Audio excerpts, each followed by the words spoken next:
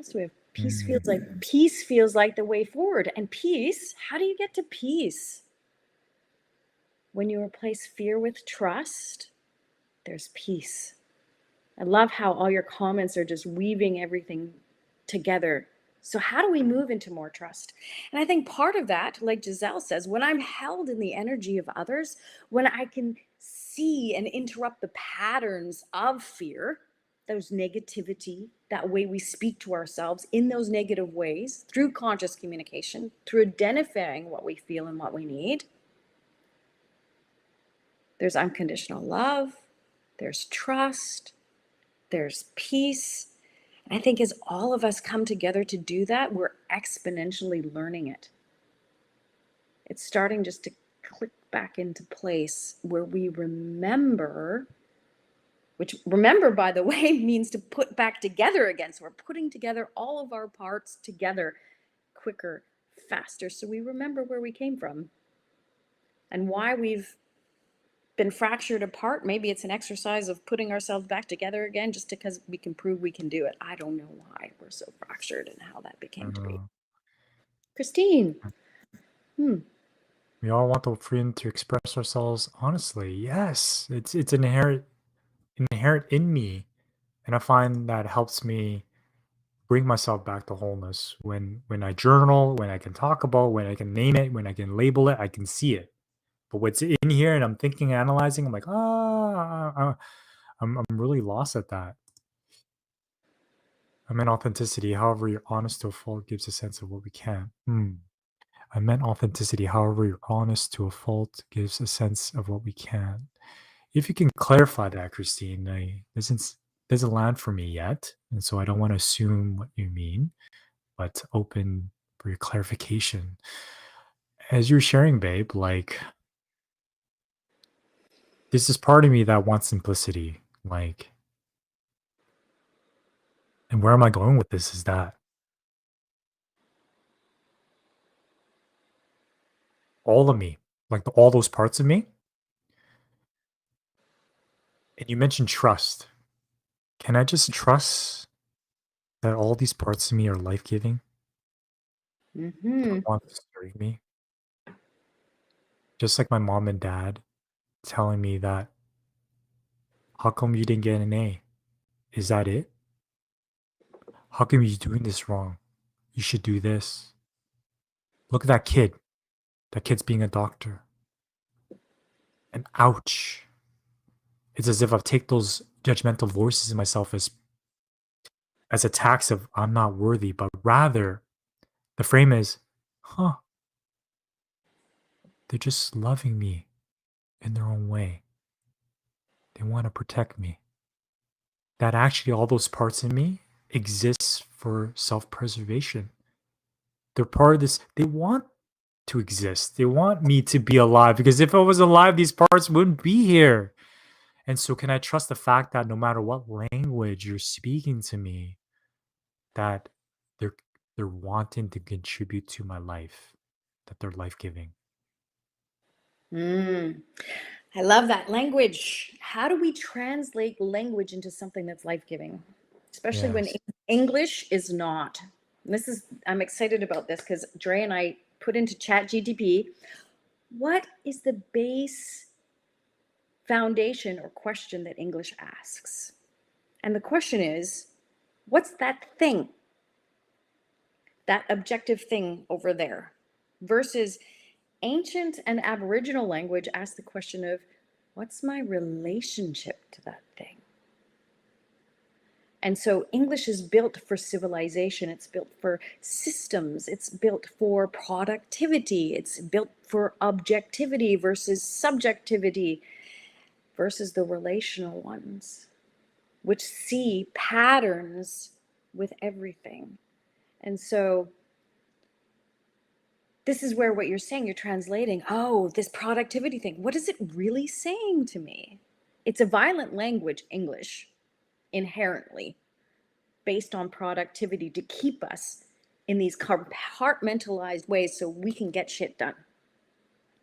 So, how do we translate what we've been taught and how we typically speak to ourselves Oh, you're so stupid, Summer. Why didn't you go faster? Why did you do that? Why didn't you get an A, Andre, in that test? Like, how do we learn to translate that? And what I've learned is there's two ways. One is just going into the pure energetic reality of it, because the pure energetic reality of it is trust, it is surrender, it is life giving. But then, how do we translate our emotions, that energy that runs through our body? Mm. And to bring it from the esoteric Mm-hmm. to concrete, it's through conscious communication. Yes, it is. It's translation. Some of us don't know how to translate energy. It moves on its own. I call it soul language. It's our first language. Feelings are first language. And we've been tricked into watching movies outside images and things as if they're outside of ourselves versus watching our inner movie that plays out. And follow me here because I'm really excited about this. Metaphors speak 1,000 words. Images speak 1,000 words, and images are based in metaphor. When we watch movies, we get these emotions and these sensations. Well, in our own mind's eye, we have a movie that plays out. Some of us will say, oh, I don't dream, I don't get that stuff. But as soon as you start tapping into yourself, these things are revealed to you. And as you start tapping into them, you start to understand what it means. And then, of course, from those metaphorical places, from that energetic places, like you said, Dre, we have to translate that to verbal language. And it gets lost in translation. We haven't been taught how to translate the energy in our body very well. Most of us don't know what feelings and needs are. Most of us aren't comfortable sitting long enough to allow energy to move. We're too busy compartmental. Oh, I don't want to feel that. Make it go away. Oh, that's not what I'm supposed to be. Versus being so curious. And again, this goes from being in fear to being in trust is curiosity. Oh, wow. What an amazing landscape. What an amazing movie inside my own body, in my own mind. It's better than the ones from Hollywood. And the information that comes through us is keyed into our own experience. It's the most beautiful thing. And I'm just going to pass it over to you, Dre. Yeah. Like as you're experiencing or sharing that, like it just comes from your experience of being with yourself with the energetic blueprint, right? And for me to bring that, because I appreciate that the abstraction of that, the esotericism of that, the energetic blueprint, because it comes from a place where you've Mm-hmm. been there and back, and that comes from an embodied sense. Though for, let's say, someone that hasn't experienced that, how do we make it tactical, right? How do we bring into something that's strategic? The key piece here is to be with someone that's been there, right? Because there's a modeling that happens. Like like I learned from seeing other people do it. It's as if, like, if I were to get very spiritual or woo-woo, it's as if I'm receiving codes.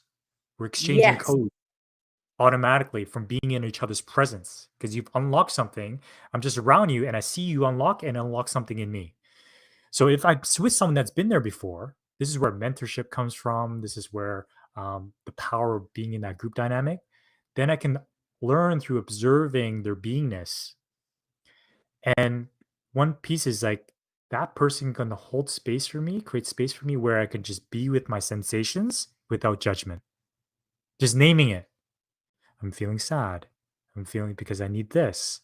What's happening here? No judgment.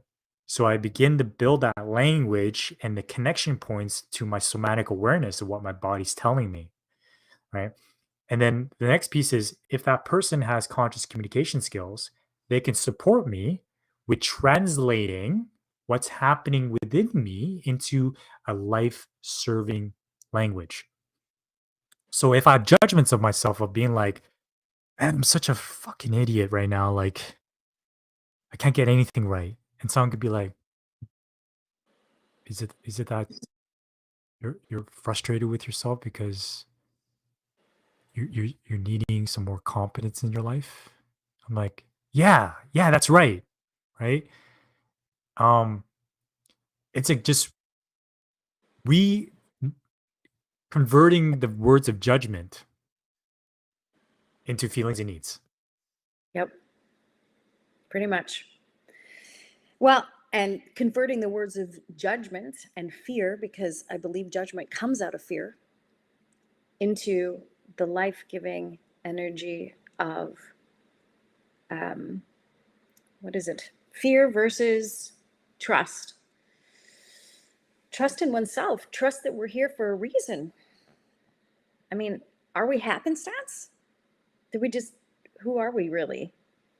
And I guess this goes back to, are we just this body in this lifetime, or does our energy continue? And as Einstein says, and I see this all the time, energy can't be created or destroyed, only transformed. So when our bodies leave, we have an energetic blueprint. We have a spirit. We have a soul that continues. How many lifetimes we've been here, I don't know. And this is where our individual life is a part of another whole with consciousness itself, with the collective. Carl Jung would call it the collective consciousness. And so as we tuck parts away, or we judge others, or we uh, mm, blame, criticize others, we're separating ourselves from the whole of what human consciousness is. And so as we realize and accept triggers or irritations or annoyances of others, it's just a reflection of a part of myself that I want to reclaim. And so, how do we go about recognizing that irritation? Like you said, oh, Dre, you're just so whatever, or that person's whatever. Oh, how does that land in my body?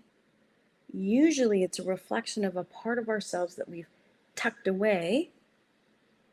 And as we can sit with it and reveal it to ourselves, it's funny, that other person isn't quite so annoying anymore. In fact, we start to love them because we've brought that part of ourselves that they reflected to us back into our own field.